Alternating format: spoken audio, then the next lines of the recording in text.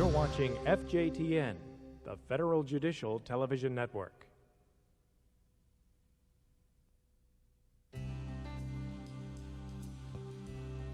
Live from the Judiciary's television studios in Washington, D.C., the Federal Judicial Center presents Implementing Monograph 114.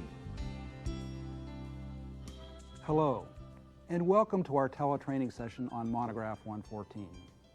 I'm Dave Leathery with the Federal Judicial Center, your moderator for today's broadcast. As you may know, Monograph 114 is a new statement of policy published by the Administrative Office. Most officers will find that the document doesn't break any new ground. Instead, it's more of a consolidation of existing policies. All the same, most districts will see some procedural changes as a result of Monograph 114. So we're here today to answer your questions. Questions like, who needs to be involved? And where do we begin? Even, why is all of this important? To do that, we'll have commentary from Judge Gerald Rosen of the Criminal Law Committee and John Hughes, Chief of the Federal Corrections and Supervision Division. You'll hear from authors of the monograph, Associate General Counsel David Adair and Special Assistant Kim Watley from the AO. And then we'll get down to a nuts and bolt discussion on how to implement Monograph 114. We'll hear what works and what doesn't from chiefs and officers in districts that pilot tested the monograph. We've also set aside time to answer your questions. You can fax them in anytime, beginning now to the number on your screen. As you can see, we have a lot of ground to cover, so let's get started with a look at the bottom line. Just why is Monograph 114 important? For many, one big reason may be it can help bring a needed sense of justice to the victims of crime. Monograph 114 is a new policy and procedure statement that addresses the financial penalties levied by the federal courts. The monograph was driven in part by Congress's desire to encourage and improve the government's ability to collect criminal fines. It provides a clear and complete guide to the role of United States probation officers in bringing offenders into compliance in the payment of their monetary penalties. This area of financial penalties, particularly restitution, has become so complicated in the last 10 years that I think having this comprehensive source as a guide for probation officers is really important. It puts an emphasis on, it certainly gives a priority to, and it's nothing really new as opposed to what we were doing previously. But in this case, I think it really focuses the efforts of the officer. Why has government renewed its focus on monetary penalties? At least in part, it's because of the rising importance society is placing on restitution to the victims of crime. This excerpt from a video produced by the Department of Justice's Office for Victims of Crime offers a window into the devastation suffered by just one group of victims. Fraud victims do not fit any single demographic pattern. They are rich and poor, live in urban and rural areas, and have different levels of education. And contrary to what many people think, a majority of fraud victims are not elderly nor isolated. And unfortunately, I think these kind of scams against middle-aged or even younger types of people are really increasing. They're people that are working towards building their life savings. This is often where you see the divorces because one family member blames the other, especially where you've got two-income households where they're both contributing and one convinces the other to participate in this kind of a fraud. In contrast to victims of violent crime, it can be a long time before fraud victims are identified and contacted by the federal justice system. The first step is recognizing the trauma that fraud victims can suffer. It tends to transcend other things in their lives and affects them both emotionally. It can affect their health, it can affect their well-being, and certainly their self-esteem. I feel like the whole basis of things has been torn apart. I don't think we have the same They feel stupid, framework. They feel duped. Many do not want to share the information with their family. They are actually isolated in not wanting to tell family members that this has happened. Many other ones may have brought family members into the scheme, and once it's been uncovered, that family member blames that first victim or blames someone else for what has happened, and it creates all kinds of family dissension. My mate of 17 years, who's a little older than I am, like he's 71 now, he thought I was a fool. And Tammy and her husband were pretty upset I had to reimburse them. Federal law mandates restitution in most types of fraud cases. In many cases, it's difficult for victims to get back all their money, but it does happen. Once they did convict Mr. Barson of charges, they actually did return some of the money to me as well. Regardless of whether restitution is paid, there's more than financial loss for victims of fraud. You know, it's humiliating and it's frustrating. And it's to know that there's someone out there like that who's taking everyone's money. I think dealing with the emotional impact of what's happened with financial fraud victims is probably the very second toughest thing, to actually having to tell them that they probably won't get their money back. But it can be very devastating for these kind of victims. I remember feeling very angry. I felt helpless. I felt very much in their power. Helping victims like these find justice gives officers a first-rate opportunity to make a difference in someone's life. For many officers, there's no stronger bottom line, and it's one that's facilitated by Monograph 114. Policy statements, such as Monograph 114, typically arise to answer a need within the system. To learn more about that, we're pleased to welcome Judge Gerald Rosen, a member of the body that helps set the policy for the federal judiciary, the Judicial Conference Committee on Criminal Law. He is also the chair of the subcommittee that oversaw the development of Monograph 114. Judge Rosen, thank you for joining us today. My pleasure to be here, David. I'm delighted to be here. Judge, can you explain why the committee decided to endorse the development of Monograph 114 on fines and restitution? Sure, I'll give it a try. My subcommittee was very involved in the development of the monograph, and we ultimately recommended to the full committee that we proceed with the project. As the monograph explains in the introduction, the imposition and collection of monetary penalties has been the subject of some intense interest for the last 20 years or so. The Department of Justice, the Judiciary, and the Congress all have been concerned about this area for some time. Over the years, Congress has passed several pieces of legislation in an attempt to enhance the imposition and collection of criminal monetary penalties. The Criminal Law Committee has been involved as well from time to time, and former committee chairs and committee members have testified on the Hill to express the judiciary's views on proposed legislation, such as the mandatory victims restitution laws and about the judiciary's roles in the collection process. The committee decided to endorse the development of this monograph after learning about a General Accounting Office report that criticized how offender payment schedules were being determined. Although the committee did express some concerns after reviewing the initial draft GAO report, and we did recommend some substantial revisions, we ultimately agreed that performance in this area could be improved, and therefore we supported the development of the monograph. Judge, in the committee's view, what is the monograph intended to do? Well, generally, the monograph consolidates and updates previous administrative policy in the area of criminal monetary penalties.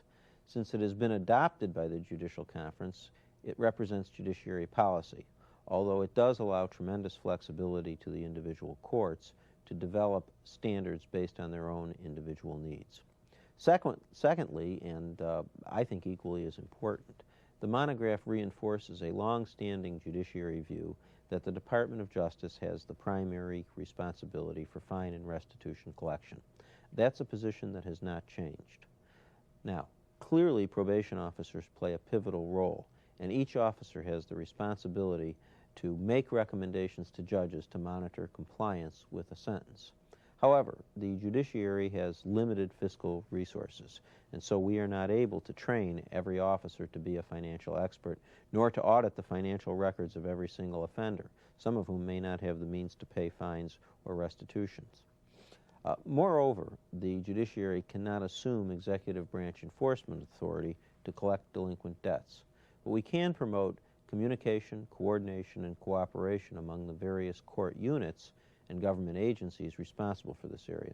So, within that framework, I'm pretty confident that the monograph will accomplish what the committee intended for it. Thank you so much, Judge Rosen, for sharing your perspective with us and for taking the time to join us. I'm happy to be here. Judge Rosen mentioned communication, coordination, and cooperation. Those qualities were built early into Monograph 114, being the hallmark of the process through which it was developed. John Hughes, Chief of the Federal Corrections and Supervision Division, described that process in a recent interview with the FJC's Robin Rowland. In April of '99, Director Meekum approved the establishment of an expert working group made up of 8 officers from around the country who would come to Washington and pull together all the various policies on fine and restitution and put it all in one place as the basis for a new monograph, which is now the Monograph 114. Their efforts were run by other experts in the Department of Justice, for example, and the Bureau of Prisons to see if they could help us make this even more comprehensive. And so that culminated in a first draft, or an outline of a draft, I should say, before the Criminal Law Committee in December of '99.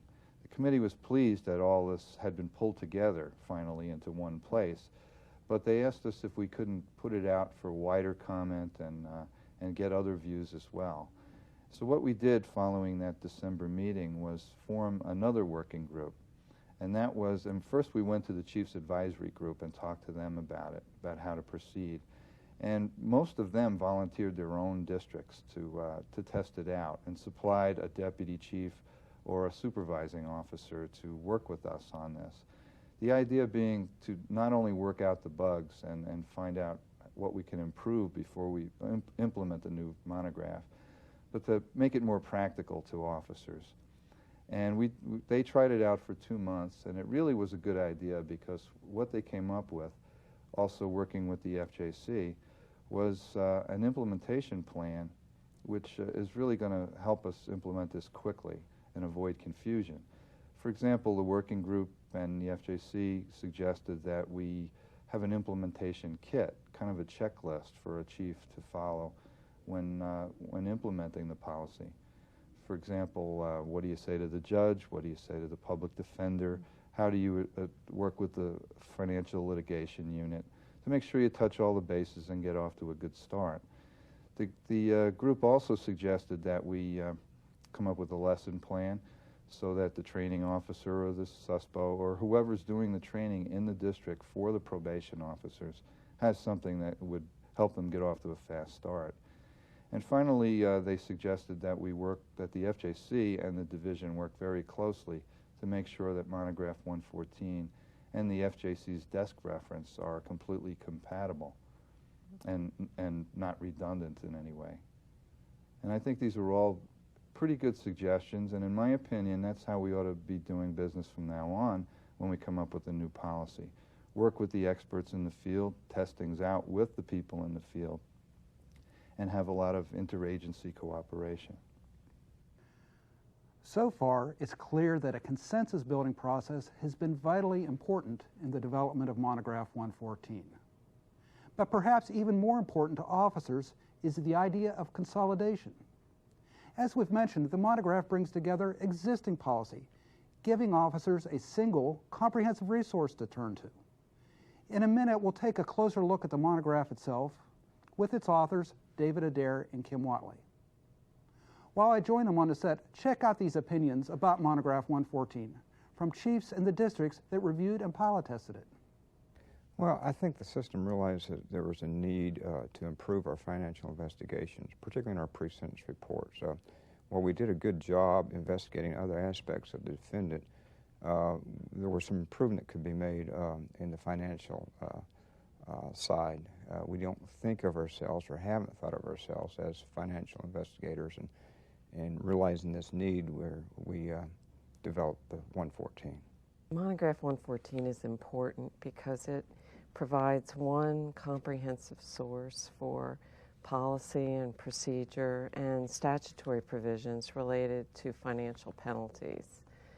I think it also provides a source for guidance for probation officers, particularly in the area of developing a cooperative partnership with the Department of Justice, in particular the U.S. Attorney's Office and the Clerk's Office. If a case is transferred to us from another district, or if we transfer a case to another district that has these monetary sanctions, then certainly the efforts that have been done in one district should mirror those that are done in the receiving district. And I think it'll make our jobs a little bit easier from that perspective. Monograph 114 offers officers a consistent approach in determining financial penalties, both at the investigation stage, the assessment process, the recommendation, and the collection process. So the clear guidelines and the consistent approach are there for the officers, and they appreciate that. Next, we're going to continue our look at the monograph by taking a closer look at its intricacies. To do that, we welcome Kim Watley, Special Assistant with the Federal Corrections and Supervision Division, and David Adair, Associate General Counsel, both with the Administrative Office of the U.S. Courts. Both of these individuals have been involved with the monograph since day one, through the design, the development, the extensive writing process, and the delivery and refinement of the monograph. They've worked with numerous stakeholders along the way, Department of Justice. They've worked with the field. They've worked with the Judicial Conference and others to bring the monograph to its current shape. So we welcome you today with us to talk a little bit more about the monograph and share with our viewers an overview of the monograph and what it's specifically designed to cover. Kim and David. Thank you, David. I'll get started. The idea for a monograph on criminal monetary penalties began to take shape shortly after the Federal Corrections and Supervision Division distributed its September 1995 memorandum on restitution and fines. Directly on the heels of that memorandum, the 1996 Mandatory Victim Restitution Act was passed, and there were a number of other significant developments in the area. In response to these developments, a great deal of information was provided to and created by officers, but there was no one place where officers could go to get help in dealing with financial penalties. The monograph is essentially an attempt to create such a resource for officers. There are actually only a few matters that are new in the monograph, and what Kim and I want to do today is highlight those matters, those that are substantively new and those that provide a new emphasis on the probation officer's role in dealing with monetary penalties. We'll start, though, by describing the organization of the monograph, which is useful in understanding how it can help officers with financial penalty cases. Kim? Thanks, David. Well, we tried to organize the monograph according to the work processes that an officer, either a pre-sentence writer or supervision officer, might use on a case.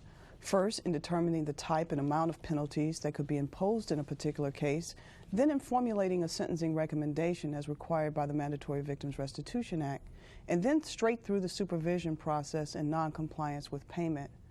The monograph is divided into 7 chapters. The first chapter provides a historical perspective, how we got where we are today. Chapter 2 defines all the different types of criminal monetary penalties, fees, and other costs that could be imposed in a given case. This chapter includes a number of charts that summarize the statutes on special assessments, fines, and restitution. Chapter 3 walks officers through the process of determining the penalty exposure for any given defendant. And Chapter 4 introduces the new series of financial forms. And Chapter 5 is devoted to describing the current case law when it comes to recommending penalties. Chapter 6 focuses on supervision issues. And finally, Chapter 7 describes an implementation strategy and program management. Throughout the monograph, I think you'll see a repeated theme regarding the role of the United States Attorney's offices in identifying victims and losses and in collecting criminal debts. U.S. attorneys have always had a clearly defined role in collection, but the Mandatory Victim Restitution Act enhanced that authority. The Act also clarified the U.S. Attorney's role in identifying victims and losses. Accordingly, the monograph suggests that officers coordinate with the FLU unit of the U.S. Attorney's offices in all appropriate stages of the process. David, when we began the development of the monograph, we coordinated closely with the Department of Justice through its financial litigation staff at the Executive Office for U.S. Attorneys, and we consulted with financial litigation experts in the system so that they could streamline some of the processes, the victim notification procedures, for example, so that we could try to eliminate duplication wherever possible. Another important theme reflected in the monograph is fair and equal treatment among defendants and offenders. That theme is projected first in the detailed guidance provided for probation officers to assess ability to pay. This guidance can help reduce disparities in the way penalties are imposed and collected. The detailed financial statements introduced in the monograph also promote this goal, both at sentencing and during supervision. The old financial statement combined net worth and net monthly income information together in one form, but the new statements, the net worth statement, the net worth short form statement, and the cash flow statement are designed to separate and emphasize the different analyses that can best determine the ability to make an immediate lump sum payment at the time of sentencing and the monthly payment schedules typically developed during supervision. The new net worth short form statement was created for use for defendants and offenders with limited assets and abilities, which, as we all know, will be the great majority. The forms also include a request that the defendant provide asset and income information on spouses or other significant others and dependents living at home. Also, to report assets the defendant intends to liquidate to satisfy any penalties imposed. The first change recognizes the amendments made by the Mandatory Victim Restitution Act. These clarify the importance and the relevance of the assets owned, jointly owned, or controlled by the defendant, also the liabilities, the financial needs, and the earning ability of the defendant and his or her dependents. Now it's clear that all of these are relevant to the court's decision about the defendant's ability to pay. The second change alerts the defendant that specific assets will be considered in assessing ability to pay, and that defendants may have to liquidate assets to satisfy the penalties imposed. There's also a list of allowable expenses to be considered by the officer in determining an offender's ability to pay. It was designed as a guideline, and it's not binding. The officer is still free to use her good judgment in individual cases. Finally, the monograph promotes consultation with defense counsel. Consultation with the government is necessary. The monograph suggests that consultation with defense counsel is strongly encouraged. For example, an adjustment to a schedule may not require a hearing, particularly when the offender doesn't object. But counsel might help by assisting the offender to determine a realistic payment plan or by encouraging a defendant to make his best efforts to pay. Furthermore, CJA counsel could be authorized at this stage, since failure to pay in accordance with the schedule could lead to a violation proceeding. So notice to counsel of record may begin the procedure to determine whether CJA representation is authorized and appropriate. Kim? You know, David, we designed the monograph to give the greatest flexibility to the courts. It provides a number of suggested standards based on best practices, then encourages each district to develop its own standards based on the economic circumstances or the culture and values in each district, and then to apply them fairly and equally. It preserves the officer's ability to use their own judgment in individual cases and encourages them to document those decisions.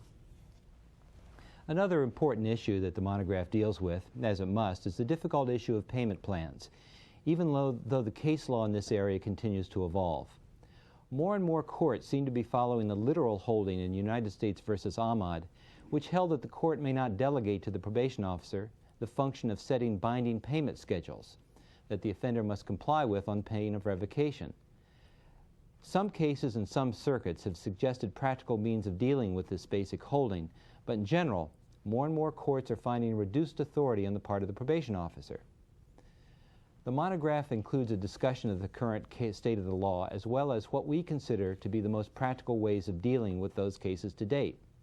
Those suggestions are also the basis of the design of the most recent judgment in a criminal case, Form AO 245B, which is also intended to provide flexibility to deal with evolving case law.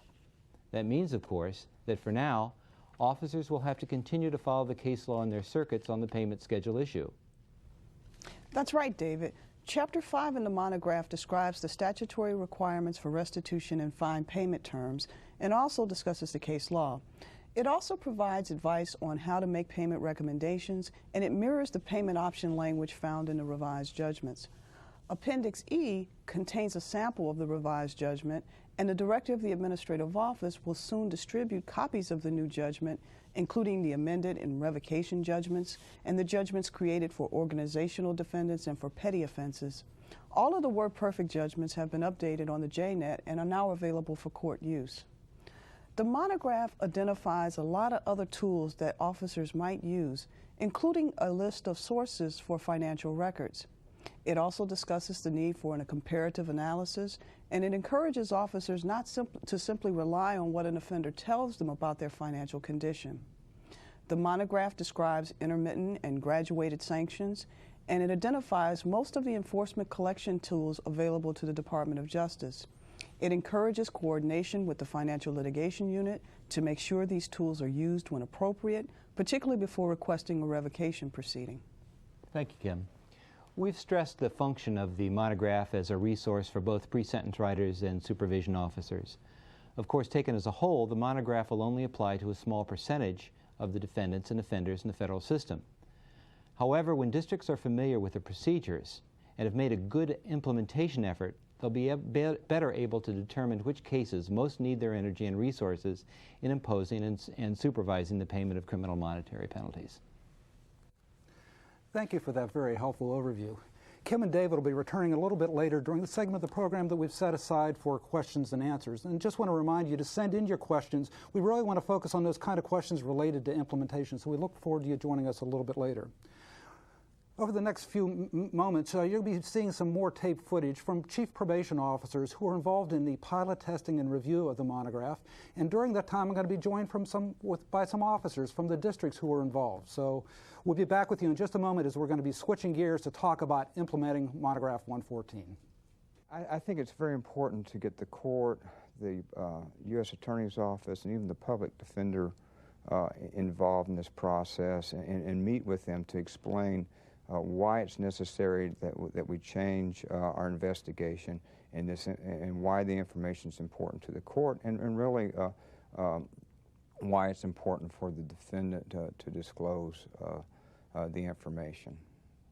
And then the other thing certainly is you need to advise the courts of the changes, because the judges at the pre-sentence level are certainly going to see some things different as far as the focus of the financial section of the pre-sentence report is concerned. And then, of course, at the supervision level, we need the court support to really enforce these financial sanctions. What we did find out by using the forms that were developed, if a person had financial assets and the wherewithal to make restitution or a fine payment, those forms were very beneficial in determining what assets were available. We also found that most of our defendants don't have the means to pay a fine or restitution, and what developed was a short form to really deal with the majority of defendants that come before a court that don't have the means, and we can do it a quick assessment. We hope you find the background information we've provided so far to be helpful. In fact, we've designed this program so you can use some of the tapes in your own in-district training. But now we're going to be really switching gears, and we're going to be taking a look at the process of implementing Monograph 114. We've been working for some months now with those officers who served as project managers during the pilot testing period, really working with them in discussion and dialogue in terms of what were the best practices, what works, what didn't work, those things that can be transferable and replicated from one district to another. And today we've put together a panel of I want to say experts, but practitioners who have joined us here in the studio. To my right is Shane Ferguson, supervising USPO from Texas Eastern. Welcome. Thank you. Clayton Foster, supervisor from New Hampshire. Welcome. Thank you. And to my left, David Looney, chief from Portland, Oregon. Welcome, David. Thank you, David. And also joining us, we're fortunate enough to have 3 other districts represented who will be participating in this dialogue, and we'll be inviting their insights along the way. And that's going to be Randy Beal from New York Western, supervisor. We also have Patrick Craig. I hope Patrick's on the line with us, deputy chief from Kentucky Western. And last but not least, Ken Young, joining us as deputy from Phoenix, Arizona, way out west. You should have received by now copies of the package with the supplies of the monograph and the implementation kit. If not, they should be with you momentarily. In case you haven't received those as of yet, interim copies are available via the JNet. And we're going to be making some very general references to the implementation kit during our discussions today, but it's not essential that you have that in place. The kit does contain a sample action plan form, and what we're going to be doing over the next 40 minutes or so will be outlining a 4-step process for your action plan. A fairly, I don't want to say simplistic, but we've tried to make it a fairly straightforward process for you in terms of how to get started, where to go with implementing this monograph, and how to follow up. The one thing we would suggest is you get ready, sharpen your pencils to get ready to take lots and lots of notes, because over the next bit here, you're going to be hearing lots of different ideas, things that hopefully pique your interest, and you want to follow up with in your local discussions and your local planning.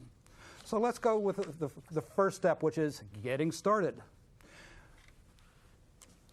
That process of getting started involves getting organized, starting your planning, and to help the discussion along, let me turn it over to Dave Looney from Oregon. Thank you, David. I think the preceding discussion is a point to the level of cooperation and collaboration that was really required in the development of Monograph 114. And we, as members of the pilot districts, are recommending a similar team approach to the districts. We believe the team can be made up of 3 to 8 members and should use the talents of a chief or deputy chief and a mix of supervisors from pre-sentence and supervision units. They can use other officers who have a special interest or perhaps an expertise in financial investigations. And a good way for the teams, I think, to get started or to orientate themselves in this is by watching the broadcast today or as a tape. And I'm glad we have as many teams watching today as we have. The teams can also review the implementation kit. And that kit involves and includes some sample documents, some training materials, and some other helpful information. And I don't want to underestimate the Monograph 114 itself. I believe the teams should read it and review it carefully, paying special attention to the history of monetary penalties in the federal system, the victim's perspective, and what procedures have changed and what has not changed for us. They can follow the sample action plan which is provided in the implementation kit. And they should make certain that their implementation plans include the short-term goals which directly relate to implementation, and as well as the step 4, which is the long range and the evaluative portion of the plan.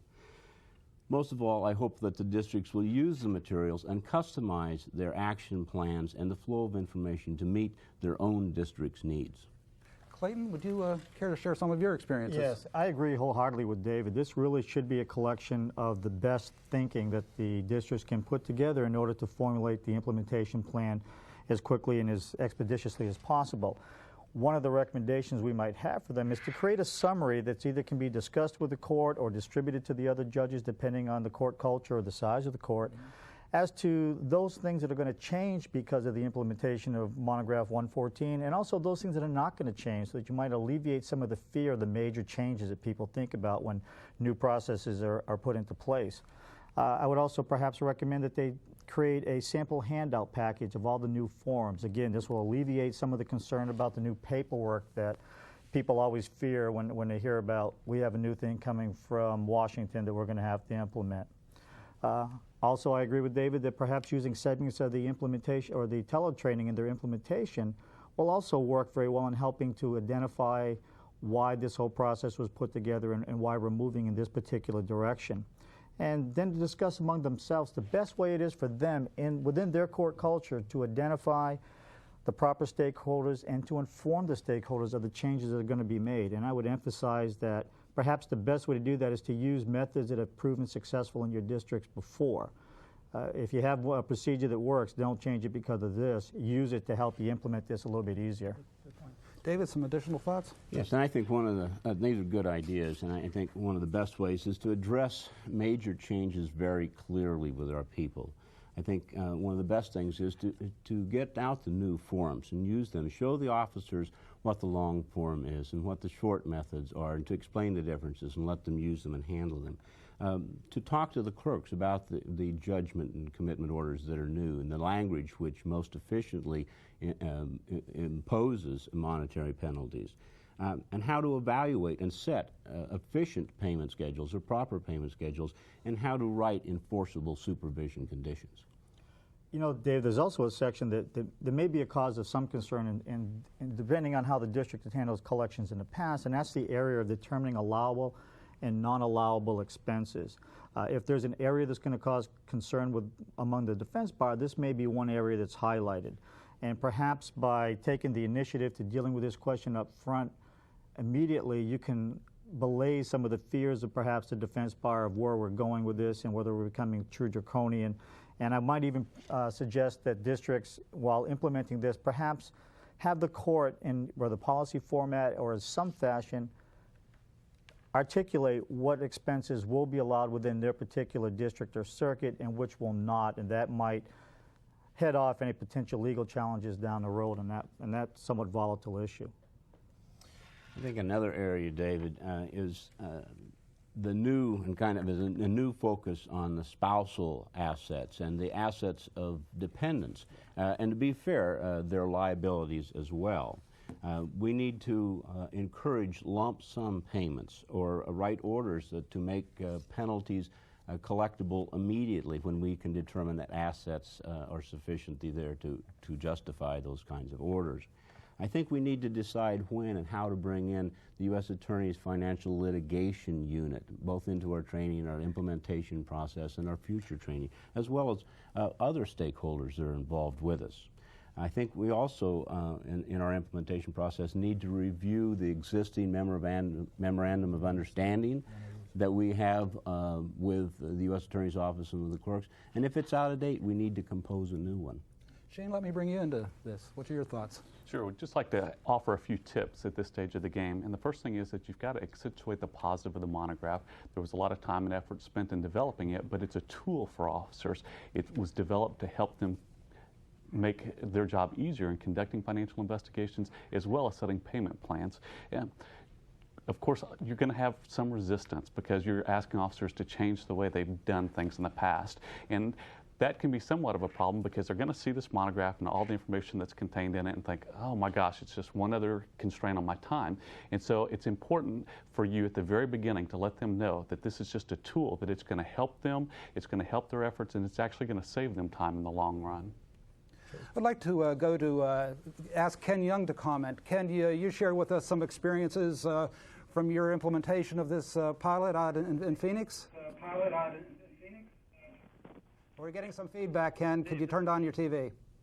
Initial fears expressed by staff during the pilot project is that the practices and the policies of the Monograph 114 may take officers more time to implement. As it turned out, these fears really proved to be unfounded based upon staff comments in the follow-up surveys. Staff recognize that quality investigations take time. However, they also recognize not all cases are going to require that in-depth financial investigation. Staff really stated that the 114 helped them focus their efforts, and also proved to be a very good resource. It turned out to be very user-friendly, and most of all, it was a representation of best practices for investigation and supervision of defendant and offenders with monetary penalties. Well, good. Thank you, Ken. Let's move on to step 2. Each of these steps is so important and perhaps equally difficult, but this one is that process of getting the support of the external stakeholders. And there's a lot of different stakeholders, a lot of people have vested interest in this process. Clayton, can I ask you to start our discussion on that? Certainly. And again, this is probably the most important aspect of when you're starting your implementation, and that's how you approach your court, your judges. And whether you decide to simply inform your chief judge and allow him to inform the other judges, or to do it en banc or through a memorandum form, really should be governed by the culture of your individual courts and how you've handled these type of situations in the past. Perhaps the best thing you can do is provide a written summary, regardless of how you're going to notify the court, providing both information as to both the administrative and statutory changes that have occurred because of the Mandatory Victim Restitution Act. And there is a reference in the executive briefing packet which will assist districts in providing that type of summary to the court. And again, before charging forward with notification, discuss among yourselves the best message to do that with the remaining judges for districts that are very large, that have a large geographical area, so that the information gets out in an expeditious manner to all the judges, which will alleviate some problems in implementation down the road. David, care to chime in? Well, this is one of the areas where I really recommend that chiefs do some heavy lifting in the implementation process. I recommend, and I think we've all agreed, the chief needs to be meeting with the chief judge and perhaps with other judges in the court to talk about 114 and what it's supposed to do. Perhaps he can or she can attend a judge's meeting, and maybe that meeting can even be expanded to a roundtable with other stakeholders to discuss the changes, the limited changes, and the statutes that are behind 114. I think the chief can emphasize the fairness and objectivity of the PO's role in determining ability to pay, and it's very important to emphasize fairness. We need to emphasize also the collaboration that's required between the court, the USPO, the U.S. Attorney's Office and the FLU unit, and the criminal AUSA in meeting the requirements of the statute. We need to be careful as probation officers not to appear that this is some kind of secretive, draconian effort to get as much money as possible out of defendants. Judges have a difficult job, and they have to weigh the desperate circumstances of many defendants as well as the plight of many victims that appear before them. And judges appreciate, I think, the time that we spend talking about 114 and monetary penalties, as long as we are fair and we're relevant and we're legally accurate and base our comments on statute. Shane. Following up with what Dave said, there's a couple of things. This is a good time to reaffirm our role with the courts. And it's quite simply, that we want to provide fair and thorough investigations when we're dealing with financial monetary penalties. Also, we want to make recommendations that are consistent with an offender's ability to pay. And probably most importantly, we want to follow through. We want to update the information that we have. We want to continue to look at tax forms and their circumstances. Obviously, when it warrants, we're going to increase payments, and in some cases, we'll actually decrease. But this is a good point to just reaffirm to the court that what our role exactly is. Good. Well, let's move on to still staying in the courthouse, if you will. Let's look at the relationship of that stakeholder with the clerk's office. Clayton, you care to make some comments? Sure. The clerk's office is an integral part of this entire process. They are, after all, responsible for putting together the judgment and commitment order from which the rest of us then take our lead in the collection process. It's very important to include them in the memorandum of understanding process early on for two reasons. One, so that they know whose job it is to clarify victims' addresses, which will make their job easier when formulating the J&C. And also, in the larger districts, we've seen some of these problems where not all the courts are using the same judgment and commitment order. The new judgment and commitment order, which has been promulgated for the Monograph 114, from what we see, hopefully will eliminate some of the language problems that have made collecting a little difficult on the post-sentencing side on this issue. I would say also that perhaps it's not a bad idea to actually have the language formulated by probation and the U.S. Attorney's Office in assistance with the clerk's office, so that non-consistency in the past can be eliminated. Excellent. I think, Clayton, that's a very good point. And once again, this is a place where the chief can jump in and meet with the clerk personally. They can emphasize the collaboration that's really required to write an appropriate MOU and to make sure these judgment orders are available to all of the courtroom deputies. They can also talk about documentation required in the collection process. The clerk can also help in gaining some support among members of the court. Yes, to follow up on that, the language itself, when working with the clerk's office, offered to help train the clerkroom courts, the deputies, work specifically on languages that are perhaps new to them for lump sum payments or payment immediately. Again, so that after the sentencing is completed, the U.S. Attorney's Office has all the capability they need legally to start the collection process. Okay. Let's move outside of the proverbial courthouse and go to the U.S. Attorney's Office, a big stakeholder in all this process. Clayton? Perhaps one of the biggest stakeholders in this process, since they do have the statutory obligation for the collection, and we work with them as a collaborative partner in this entire process. Some of the things that we might recommend as points in the memorandum of understanding that would be important to highlight for our point is discussing the ways victims are going to be identified, how their addresses are going to be formulated and provided to the correct people, including victims' notices. One of the important things we found out is don't always assume that there's intercommunication among offices within the court family. You may want to consider having in the Memorandum of Understanding a section where the U.S. probation officer is responsible for providing a copy of the pre-sentence report to the FLU, the Financial Litigation Unit, and not assuming that they are getting that from their criminal attorneys. We have found that's not always the case. And also, again, discussing lump sum or old doing payments immediately that can be incorporated into the plea agreement, again, helping get most of the collection process done as early on as possible before these assets have a tendency to disappear. Shane, would you share with us your thoughts? Sure. Just a couple more things that I think should be included in the Memorandum of Understanding. And first is the memorandum should identify ways that the U.S. Attorney's Office can actually help the probation office in their collection efforts. I think that's very important. Secondly, the memorandum should address that the U.S. Attorney's Office will provide the probation office access to financial information they have. That may be through their files, or it may be information that they could get through other governmental entities. And finally, I think it's very important that the memorandum establish that the Department of Justice is still ultimately responsible for the collection of criminal monetary penalties.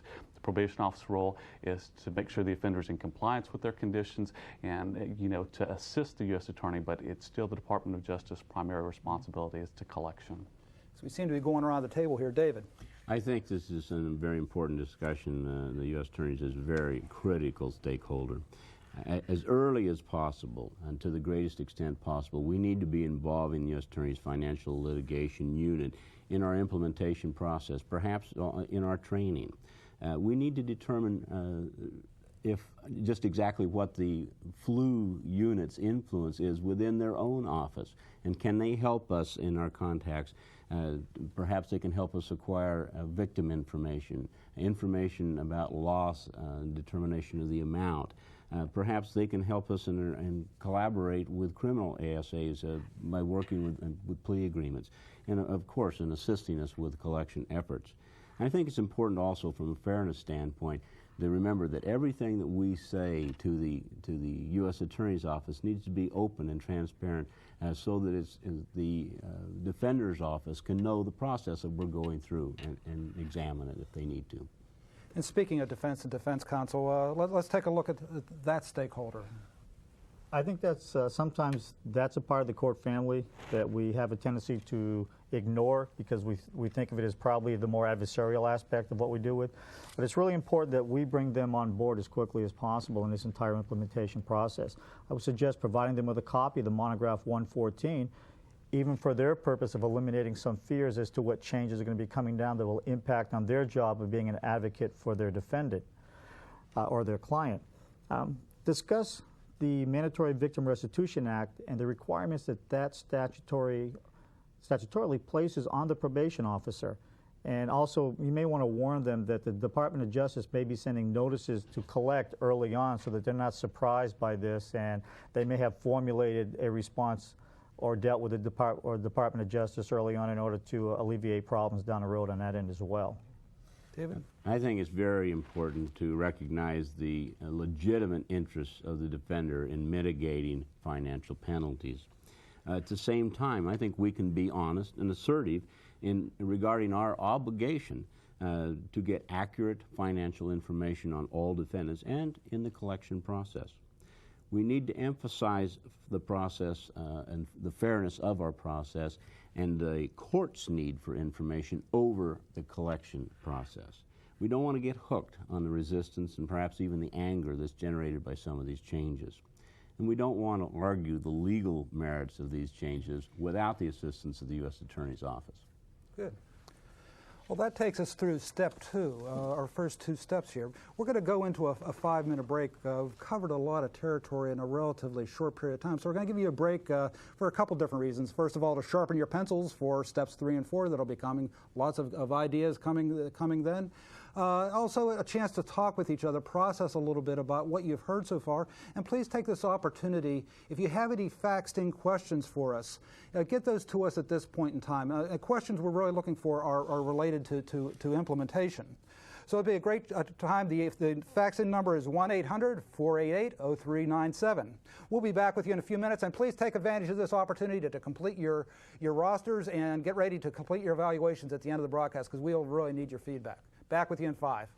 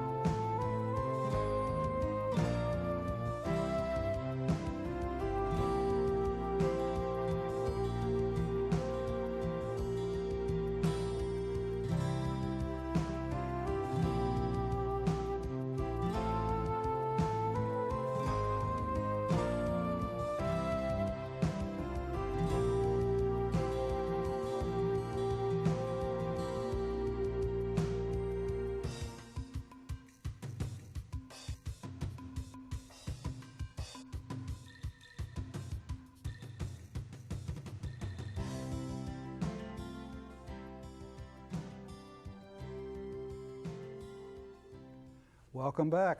Hopefully a little sharper now. I had a pause for a cause. So far we've covered planning, step one, and we've also talked about the process of getting support of the external stakeholders. And we're going to move on to step three at this point, and that's the process of getting internal staff on board. Before we start that, again, just a reminder, please get your faxes to us now. They have to bring them across the building and get them into us, which will be our next segment. But step three is that process of getting internal staff members on board is, as we all know, is really essential. So we're going to start with Shane, and we're going to hear from our remote districts, and let's have at it. Shane? Well, there's some preliminary things that you need to do, and one of the first things that you need to do is decide if you're going to train your supervision and pre-sentence units together or separately. Whichever way you choose, there are lesson plans in the implementation kit that will help you out. There are benefits to both, and local concerns will dictate which one you choose, but if you do the joint session, obviously you can stress the interrelationship between the pre-sentence officers and how the supervision officers will later use that information that they've developed. If you decide to do separate trainings, the benefit to that is that you can tailor the training to those specific units. If you do that, though, we would encourage you, again, to stress the inner working relationships between the pre-sentence unit and the supervision units, because it is a collaborative effort, it is a team approach, and that's very important. The next thing that you should do is look at the implementation kit. Again, if you haven't gotten it yet, you will soon. There contains a lot of good information in there. There was a lot of time and effort spent in developing it. Anything that you might need to get started will be contained in that kit. You might have to revise it a little bit for your district concerns, but for the most part, you'll be able to pull it out and use it to get started. You know, Shane, you're bringing out an interesting point. I think one of the things that districts may find as they begin this implementation and training process is they're going to uncover the fact that many of their officers may not be very comfortable with this whole concept of financial investigations, which is really needed in order to feel comfortable with the implementation process of the Monograph 114. And you want to make sure as a district that you provide this additional training in financial investigation so that comfort level is there so they can concentrate on the implementation issues and not just on the monetary and the nuts and bolts of the monetary collections. As a note, we may want to let districts know that the financial desk reference has been updated. It now contains all the new forms that have been promulgated for the Monograph 114. And this would be a perfect time to dovetail financial training with your district and the implementation of the Monograph. I'm glad you mentioned that, because we'll have a segment a little bit later with Kate Lynett talking to that and just giving a short update. Shane? Kate? Sure, just a couple more points. It's very crucial that the SUSPO understand their involvement with the implementation of the 114. They are the gatekeeper, so to speak. They're going to be the ones that determine if the officers are implementing the Monograph, if they're reviewing the forms like they're supposed to. So they play a very crucial role. If they do not do their job, quite frankly, the chances of implementing the Monograph successfully are going to be greatly reduced. So it's very important that they understand that role. Also, we've talked about it very briefly, but again, it bears repeating that the chief needs to lend their support to this project. You may consider having your chief be at the training and just talk for a few minutes to show their support. If that's not an option, maybe sending out a memorandum or an email prior to indicating that they support the project. It's not just some passing fad, and that we as a district you know, are going to continue to use it, and it's not going to go away. There's also just a few training tips that we would like to offer you when you're at this stage. And the first is that when you're outlining the Monograph, make sure that the officers understand the setup of the Monograph, but it's very important that they understand why the Monograph came about. If they understand why it came about, they'll understand the processes more and the importance of it, I think. Secondly, you need to discuss with the officers how the Monograph is going to be implemented. They need to know the timetable for training, when it's going to be started, if there's going to be reviews. That's all important for them to know, and so you need to keep them as informed as possible. Also, again, you need to emphasize that the 114 just consolidates existing policy. It's not this new beast out there, that it's actually a tool for the officers. It's been pilot tested, and there was very good feedback from those districts that were involved. And the officers need to recognize that you know, other officers have looked at it, they've made suggestions, we've revised the 114, that it is a very effective tool. Also, officers should understand that their role has not changed. They're not going to be asked to do anything that they shouldn't have been doing before. We said again that the Department of Justice has the primary role for collection of financial monetary penalties, but the officer is there to make sure the offenders pay to their best of their ability and conduct thorough investigations. And finally, I'd just like to point out the new forms. I think this is a highlight of the 114, and I think you should spend a little bit of time on it. The financial affidavits and the forms are much more encompassing than the old forms were, and this is going to benefit the officers in several ways. First off, it's going to allow the offenders not to say that they, quote, forgot to include the information like they did on the old forms. Secondly, it's going to allow the officers to make payment schedules much more easy because they're going to have all the information in front of them. It's going to be consolidated in a very user-friendly type format. And kind of a third benefit, it will allow the transfer of cases from officer to officer and even district to district to be much more easy, because if all the offices, all the districts are operating off the same sheet of music, there shouldn't be much discrepancies when a case is transferred from one officer to the other, or again, even from district to district. Dave, some perspectives?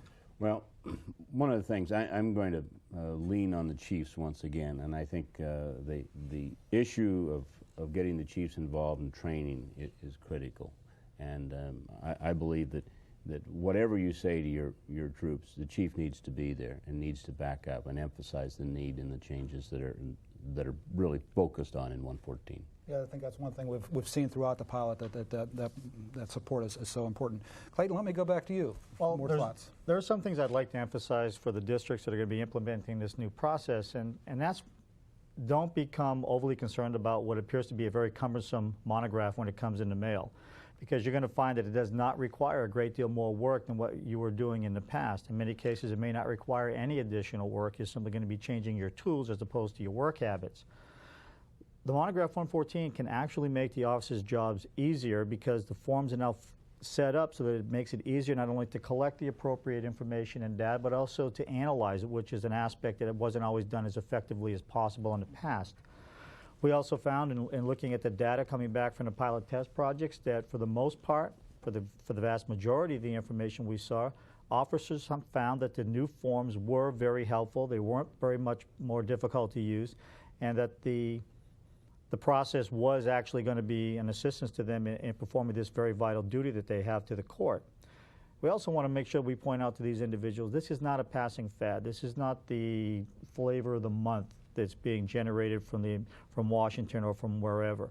This is something that we've been doing. This is simply now being tweaked a little bit so that we can do it better.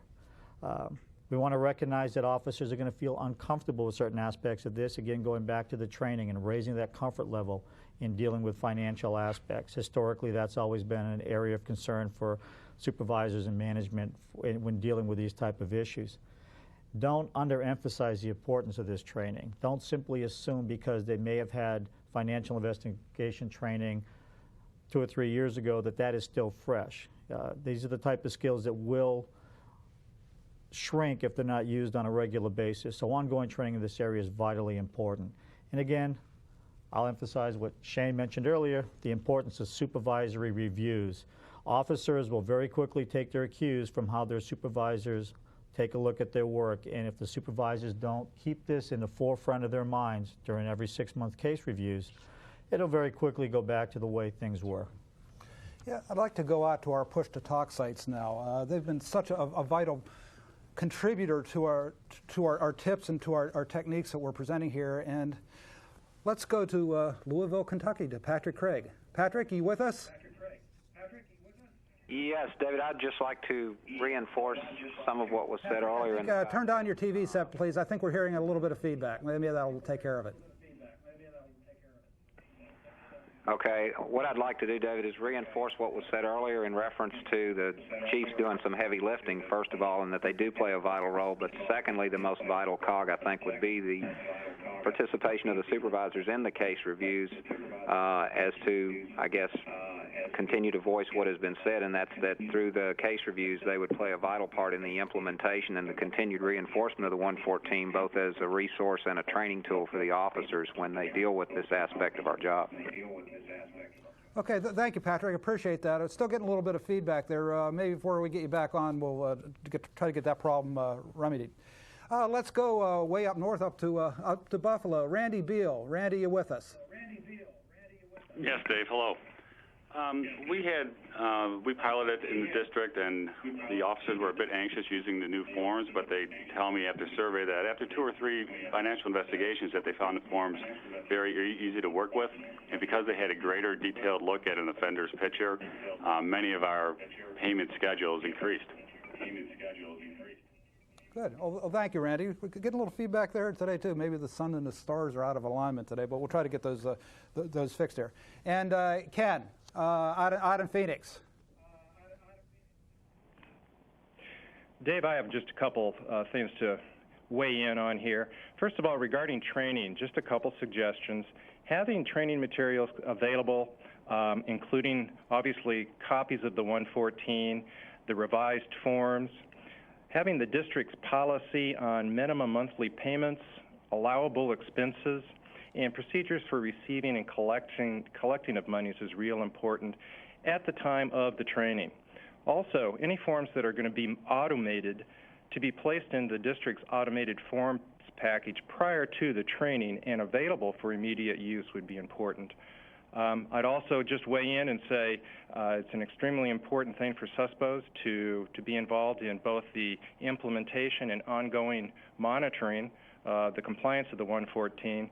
And finally, it's been said before, but I'll say it again, expect staff anxiety and be willing to openly discuss it. The district should attempt to address concerns as they're raised. It may take staff time to diminish this fear. After several weeks of working with the 114, they'll soon see that it just is a refocusing of existing practices. Excellent point, Ken. Thank you. We'll be back with you in a few moments. We're going to make a transition as we wrap up Step 3 now and move on to Step 4. And Step 4 typically comes a little bit later in the process, but we all regarded it as important. And that's the process of tracking progress and making adjustments and having that being part of your plan for that follow-up.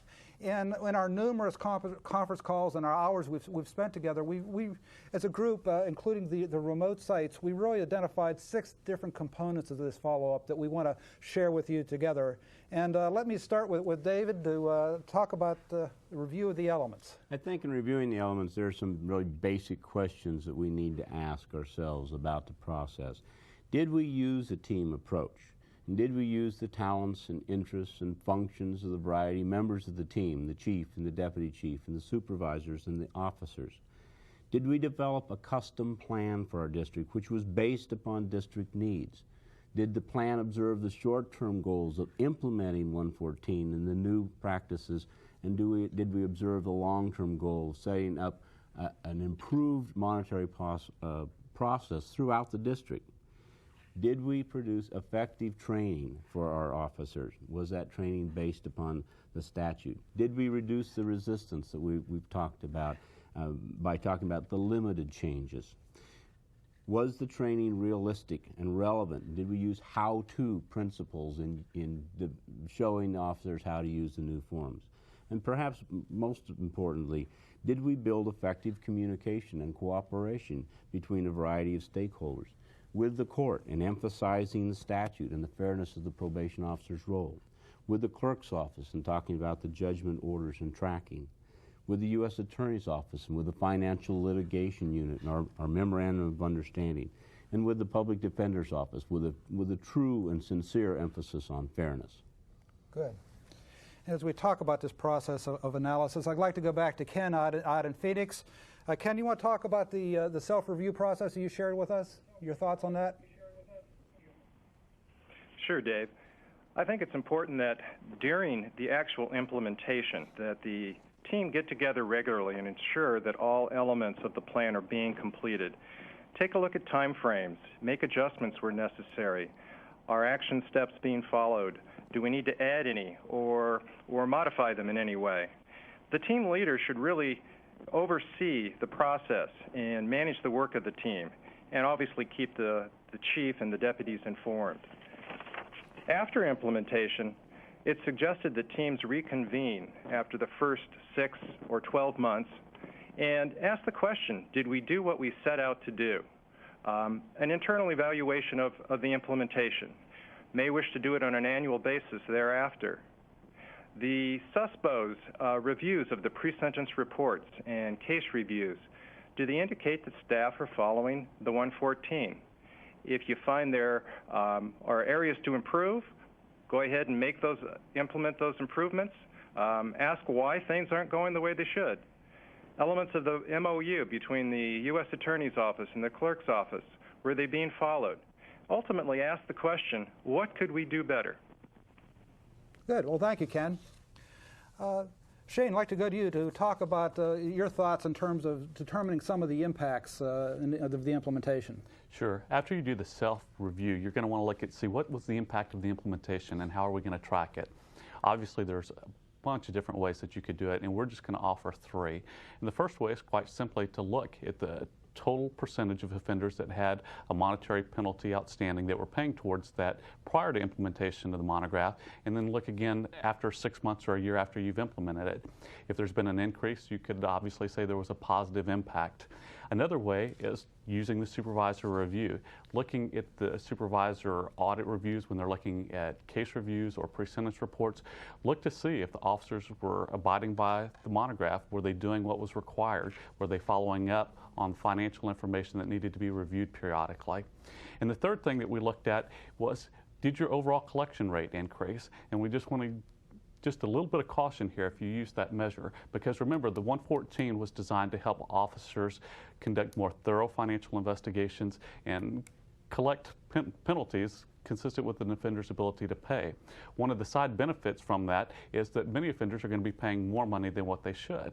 But what you have to remember is some districts have been doing these policies and these principles in the 114 all along, and so their collection rates may not increase. And so just use that as a caution if you're using the collection rate as an overall tool to see how well you implemented the monograph.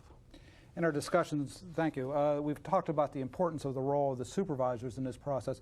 Clayton, would you share some thoughts on that? Sure, I'm going to hammer the supervisors again. You're one of them. That's right. Actually, Shane brings up a very good point, and I mentioned it earlier, several people have as well. Probation officers will take their cue from what they see as important to the supervisor in the process of conducting a case review.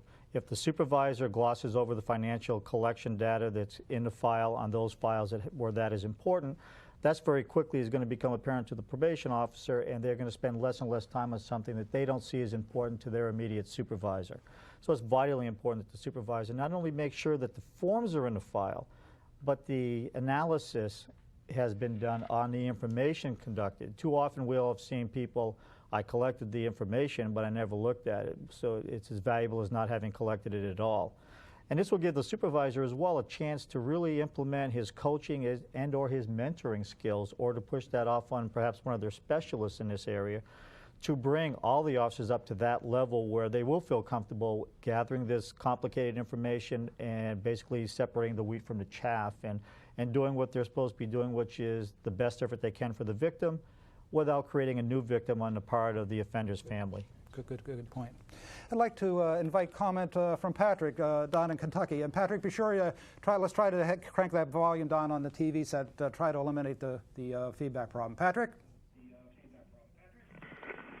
David, again, I guess as to the use of the supervisors and their role in this, I think it is imperative as to what they do, and not only just from case reviews and pre-sentence reviews as we've talked about, but even from the day-to-day activities when the officers, when they approach you on specific issues which may be related to, in a certain way, the financial obligations that the people currently have. Thank you. And we're going to go from south to north here, and let's go to Randy as we move on to our 5th area, ongoing training and follow-up. Randy? Hello again. I would suggest that districts create an in-house financial team to conduct desktop reference training if it hasn't been done so already. And once that team is in place, they could perhaps give yearly refresher trainings.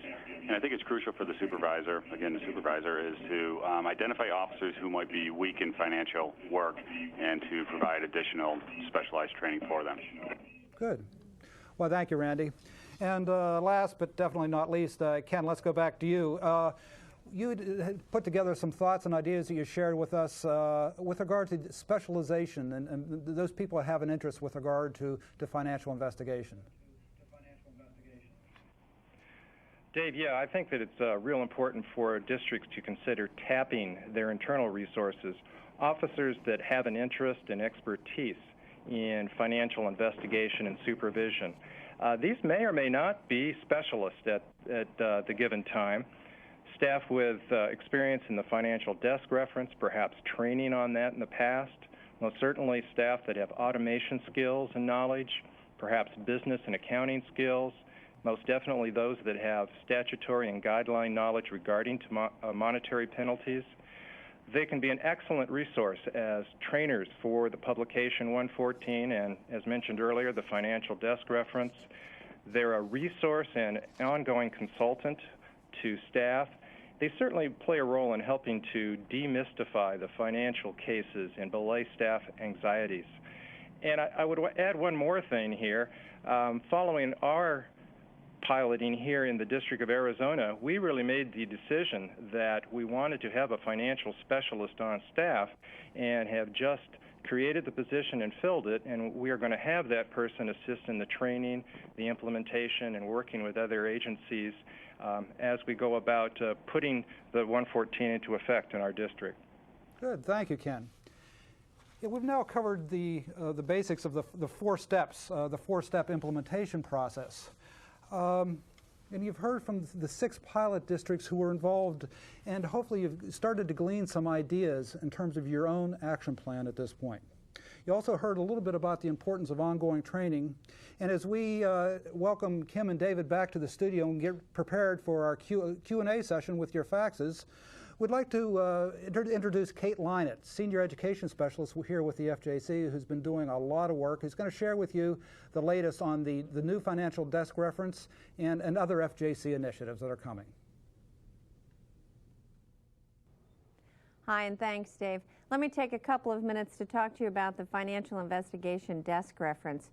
As you know, it was originally published by the Center in 1995 and has been used since then by literally thousands of officers out there to help them collect, verify, and analyze financial information on defendants and offenders for both investigation and supervision purposes. The desk reference is divided into 4 different chapters that cover everything from basic financial investigation techniques to the more complex financial investigation techniques that you'll need for corporations and for individuals with substantial assets and who are perhaps owners of their own businesses. Over the past couple of years, districts have used the desk reference as the primary tool for training in district of groups of officers. And individual officers have learned to keep it close at hand as literally that just-in-time training tool that they can turn to help them answer the questions that inevitably come up in any financial investigation. And the 3 things that they have found most useful that we know about are the sections that talk about what information to get, where to get it, and how to use that information.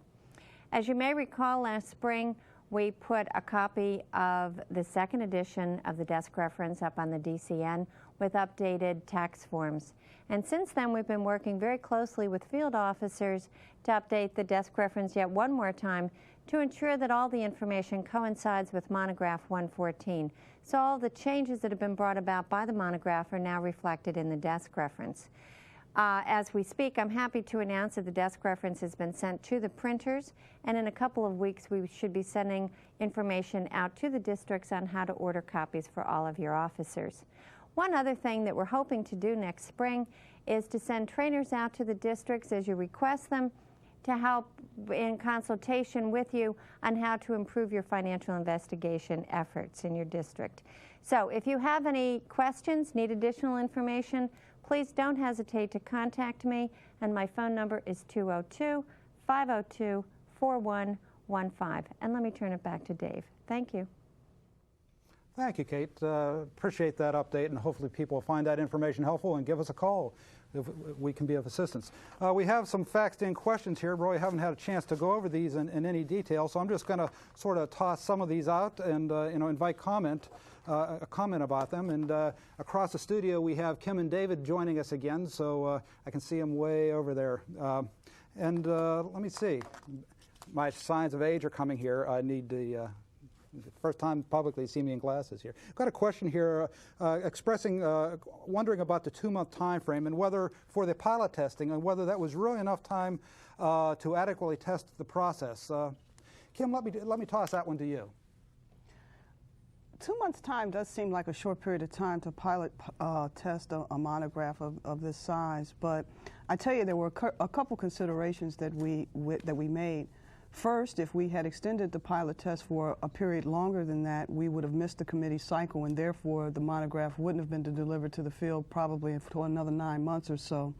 And secondly, I think as you've heard throughout the panel discussion, our pilot course certainly had a lot to contribute to design changes and content changes that were made. They were really energetic. They got in, rolled up their sleeves, and had a tremendous amount of advice for us as we went into the final stages of development. Okay. Thank you, Kim. Any other comments on that pilot testing in terms of what you found? I'll speak briefly about the supervision aspect. I will say something about PSIs as well. We did find that the short time frame may have caused a problem in effectively testing the forms in a pre-sentence format because of the time frames when we get a case where we have to initiate the investigation and the information comes back. Oftentimes the time frame between when we started the PSI and when it was finished didn't give us the time to really evaluate how effective these forms were. However, on the supervision aspect, we found them very effective. We had implemented the forms to virtually everyone who had an outstanding financial obligation, and we found people paying, in some cases, paying their debts off immediately once they were given these forms to fill out. We're not sure if that was because they didn't want us to find out more about their information, but certainly we found, as far as the supervision went, that 2 months was enough time to give us a pretty good reading as to how effective these forms were. Okay, thank you, Clayton. Let me move on here. A question from Ohio Southern.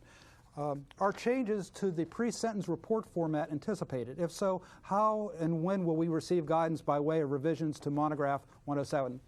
Kim, let me give that one to you again. We took a look at Monograph 107, and what we discovered is that when we made the Monograph 114, we fit it into the current format of 107. So as a result, for example, how you lay out financial information in the pre-sentence report is unchanged. The victim impact statement in the 107 gives you advice about information to include. We expanded upon that. So basically, we fit the Monograph 114 into the existing policies provided in 107. Okay, thank you. Let me move on. Question about the short form and the use of the short form. Again, another question for our panelists over there. Can you give us some insights in terms of more information on how the short form or the forms are to be used? Well, that's actually a good lead-in into the first question. The pilot groups that actually field tested the monograph came back to us with the suggestion about the creation of a short form. During the time frame that they took a look at the monograph, they discovered that we had this very long form that really only spoke to a small percentage of the overall defendants in the system, and that we needed to develop a short form that spoke probably to the majority of the cases. And so it was, in fact, our pilot courts that actually brought that advice back to us, and we developed that form in relatively short order. Oh, good. Okay, thank you. Moving right along here, what seems to be a little bit of a broader question. Are there any other suggestions for getting judges on board? David, this one's coming your way.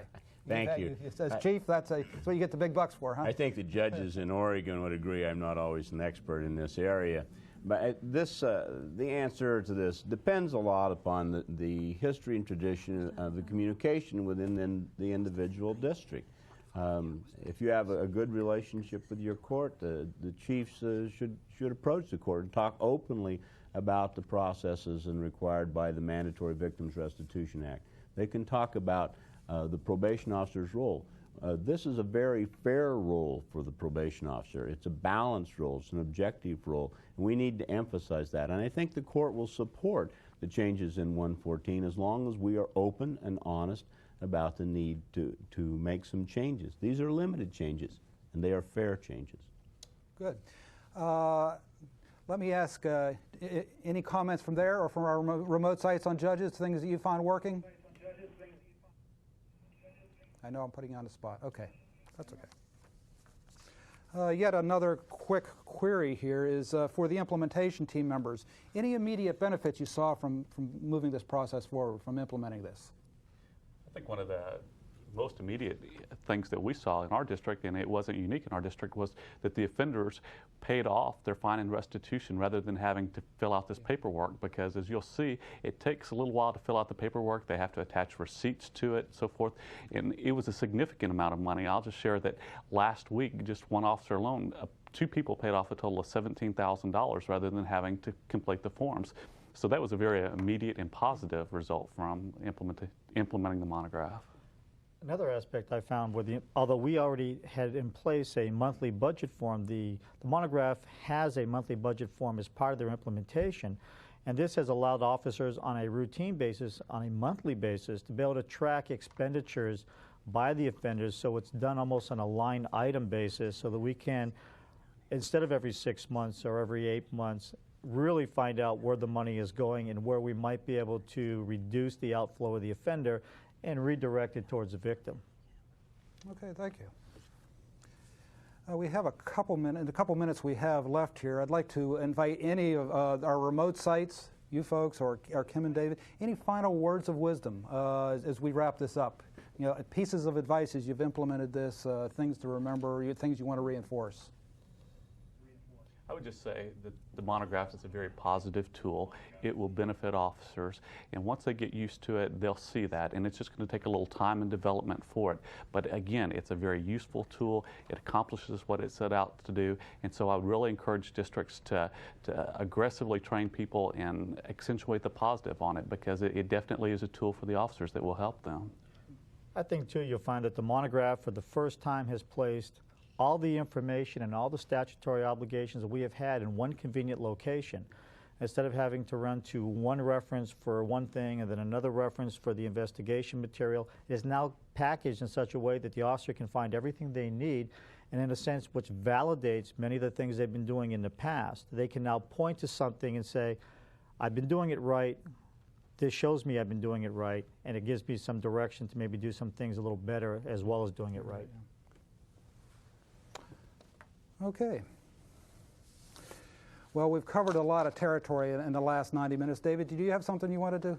Just one last thing I wanted to mention, just an exception to what Clay mentioned about everything being in the monograph. I mentioned early in the program that there was some analysis about the case law regarding payment schedules, but the monograph is not intended really to be a legal manual. It's simply, that's beyond the scope of the monograph. I just want to let officers know that we're trying to provide information on the legal issues surrounding restitution and fines and other monetary penalties in the more traditional ways. Check the Federal Correction Supervision Division website, the legal section. There's a category called Financial Conditions. It has a lot of letters on it. There are 2 extensive articles in Looking at the Law written by my colleague Kathy Goodwin. There's a lot of information out there on the legal issues, but the monograph doesn't include everything you need to know on legal issues. Let me take this opportunity to thank David and Kim for their loads of work and months of participation in getting us to this point, and for being part of this broadcast. Our remote sites, any final thoughts? No? Okay. I do want to publicly and personally thank you, our remote sites, even though they couldn't spend a night in a hotel room here in D.C. Weather's not that wonderful here this time of year anyhow, but no, for their really months of hard work and for contributing to our research and our development and contributing to the development of this broadcast. So we appreciate having you folks literally on board. Also to these 3 folks here, my fellow panelists, you've worked long and hard, and I certainly appreciate your contributions and a chance to work with you. And I do want to do a special recognition to somebody you'll be your last trip here to D.C. after 28 years and you know how many times across country. David, I wish you the very best in your new venture and your new life. We're going to miss you here. So thank you, David. So, I will miss you also. Good deal. Okay, as we wrapped up, we've covered a lot of territory in 90 minutes. You've heard from Judge Rosen about the need for the monograph. You heard from John Hughes how the monograph was developed. You heard about the objectives and the organization of the monograph from the 2 authors, the 2 renowned experts, Kim and David. You've heard from excerpts from chiefs, the pre-taped excerpts we provided, and hopefully you have a tape you can use back home with your district level training. You've heard firsthand from the 6 districts who were involved in the pilot testing in terms of what their real world experiences are, and hopefully lots and lots of thoughts and ideas that you can use in terms of your own personal action plan. Taking some of those thoughts and some of those ideas and making them work for you, and in terms of that very unique culture we know you have back home. So thank you for being with us today. If we can be of any assistance, we at the FJC are as close as a phone. Thank you so much. Bye-bye.